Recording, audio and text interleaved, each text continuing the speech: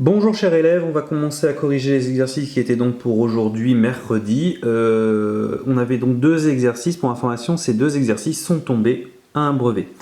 Donc, le premier exercice. Vous aviez donc un avion qui décolle, nous avions peu d'informations. On savait juste que l'angle de décollage était de 40 degrés et qu'il va à une vitesse constante de 200 km/h. À quelle hauteur est-il au bout de 20 secondes? Bon, on a une figure, on va refaire un schéma. Alors j'ai oublié de prendre ma règle et comme j'ai enfin tout démarré et que c'est compliqué pour moi de bouger après, je suis désolé, je vais faire quelque chose que je vous demande de rarement faire, c'est-à-dire le faire à la main. Donc on a, hop, ici, en gros, on a cette figure-là.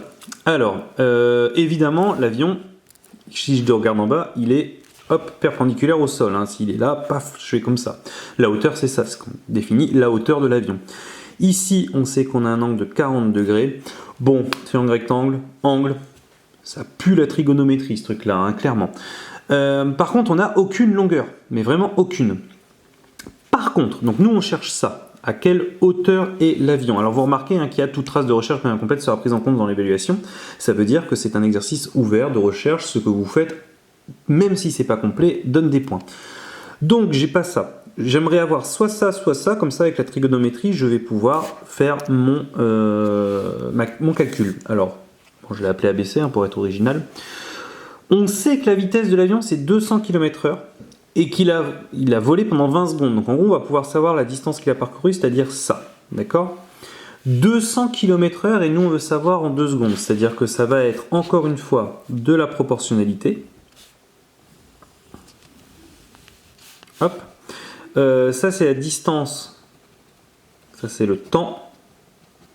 Moi, je veux savoir en 20 secondes. Donc, hop, et en kilomètres ici. Il a fait 200 km par heure. Donc on va dire qu'il a fait 200 km et en une heure, il y a 3600 secondes. Il y a 60 secondes dans une minute, 60 minutes dans une heure. Et nous, on veut savoir en 20 secondes. Bon, il n'y a plus qu'à faire un produit en croix. Hein. On prend la calculatrice qui est là. Donc on fait 20 fois 200. Je ne vais pas pouvoir filmer la calculatrice. 200 divisé par 3600. On arrive sur environ 1,11. 1,11 km environ. Alors là, dans le tableau, on ne peut pas vraiment le mettre. Hein. Mais ici, on va mettre les calculs. C'est-à-dire qu'on va mettre qu'on a fait 20 fois 200 divisé par 3600. Ça fait environ 1,11 km. Donc ici, là, j'ai 1,11 environ. Bon, trigonométrie. Alors je rappelle, hein, toi. D'accord? Important. Ici, je vais partir de cet angle-là, forcément. J'ai lui, c'est l'hypoténuse, donc le H. Et je cherche lui qui est donc en face de mon angle, c'est l'opposé. La seule formule qui utilise opposé et hypoténuse, c'est le sinus. Donc, dans le triangle ABC, rectangle en C. On a. Donc, rappelle comment ça fonctionne. C'est donc le sinus de l'angle qui s'appelle BAC que je vais prendre. C'est donc l'opposé sur l'hypoténuse. L'opposé c'est BC, sur l'hypoténuse c'est AB. Je remplace en dessous par ce que je connais. Donc le sinus de 40 degrés, c'est égal à BC que je ne connais pas, sur AB qui fait 1,11. Ok? Rappel important, pour pouvoir calculer ça, on met 1 sur 1. En mettant sur 1, on peut faire le produit en croix, c'est-à-dire que je fais ça, c'est-à-dire que BC, ça vaut 1,11 fois sinus 40 divisé par 1. Je prends ma calculatrice. Attention, il faut absolument qu'elle soit en radian, donc en degrés, pardon. Vous regardez en haut si c'est bien un D pour dire degré. Si c'est un R pour dire radian, c'est qu'elle est mal configurée. Vous allez dans les menus. Et donc on trouve environ 0,71 km. Donc on fait une phrase réponse. Donc l'avion est à environ 0,71 km de hauteur. Voilà pour le premier exercice. Pas très compliqué, mais bon, au brevet, il faut se souvenir de tout ce qu'on a fait là. Ensuite, exercice 2.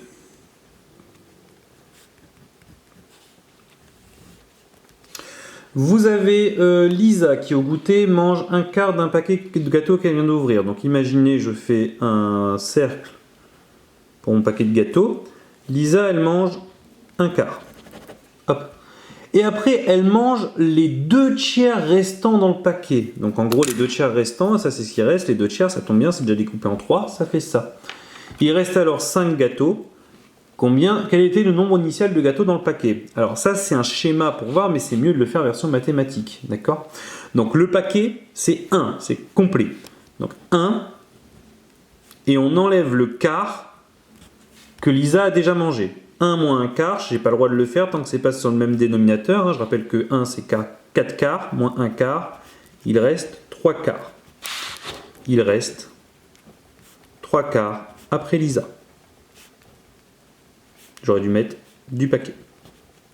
Parce que 3 quarts de quoi, on ne sait pas. Maintenant, Agathe mange les 2 tiers du reste. Donc elle mange les 2 tiers du reste. Je vous rappelle qu'en mathématiques, quand on dit 2 tiers de machin ou 2 tiers du machin, DE ou DU sont remplacés par un fois. Donc 2 tiers du reste. 2 fois 3, 6. 3 fois 4, 12. Je peux simplifier en haut et en bas par 2. Ça fait 3 sur 6. Je peux simplifier en haut et en bas par 3. Ça fait 1 demi. C'est-à-dire qu'elle mange un demi du gâteau, de ce qu'il y avait à la base. C'est-à-dire qu'elle mange, il reste pardon 3 quarts moins un demi. Je ne peux pas faire la soustraction, l'addition tant que ce n'est pas au même dénominateur. Je vous rappelle que pour la multiplication, il n'y a pas besoin. Mais pour ça, on a besoin. Donc ça va être 3 quarts moins, ça on va mettre sur quart, donc ça fait 2 quarts. 3 quarts moins 2 quarts, ça fait 1 quart. Il reste 1 quart du paquet. Ce qui est exactement ce qu'on avait trouvé là. Si 1 quart du paquet, c'est 5, c'est-à-dire que en gros, vous avez partagé votre paquet en 4, il reste 5 gâteaux, c'est qu'à la base, il y avait 4 fois 5 gâteaux. Ou alors, comment on peut faire ça tout simplement? C'est qu'on sait qu'on a 1 quart du paquet de gâteaux, et nous, on sait qu'en fait, il reste 5 gâteaux. Donc on peut soit dire qu'on a fait x5, soit faire un produit en croix, mais ici, on trouvera 20. Il y avait 20 gâteaux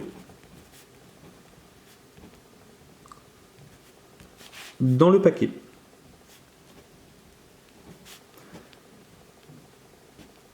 Hop là, j'écris très mal, je suis désolé, mais avec l'appareil photo, c'est pas génial. Donc voilà, vous avez ces 2 exercices-là au brevet, ça vaudrait aller sur 100 points. On va dire que alors le premier vaudrait peut-être 12 points, 10 points, et le deuxième vaudrait, on va dire, 8 points. Voilà. N'hésitez pas à m'envoyer des mails pour me donner des questions ou quoi que ce soit si vous avez des remarques. On va bientôt devoir continuer le cours parce qu'on avait un peu d'avance, mais on va être honnête, si on est confiné 2 à 3 semaines, il va falloir sincèrement qu'on trouve moyen d'avancer un petit peu dans le programme. Donc comme je vous ai promis, on fera des choses qui ne sont pas souvent tombées au brevet, mais il faut quand même les faire sérieusement, donc on verra ce qu'on fait la semaine prochaine. Et enfin, dernièrement, je vous ai donné un lien pour faire une classe virtuelle mercredi à 11 h. Donc, je redonnerai le lien dans le message que vous venez de voir. C'est pour que si vous voulez, vous venez pour poser vos questions, faire des remarques sur comment on travaille, etc. Ce n'est pas obligatoire et je ferai ça assez régulièrement, par exemple 2 fois par semaine, pour dire d'être sûr au cas où il y aura des questions. Monsieur, comment on fait ça? Monsieur, je sais plus, etc. Voilà, n'hésitez pas à m'envoyer un mail et prenez soin de vous. Et voilà. Au revoir.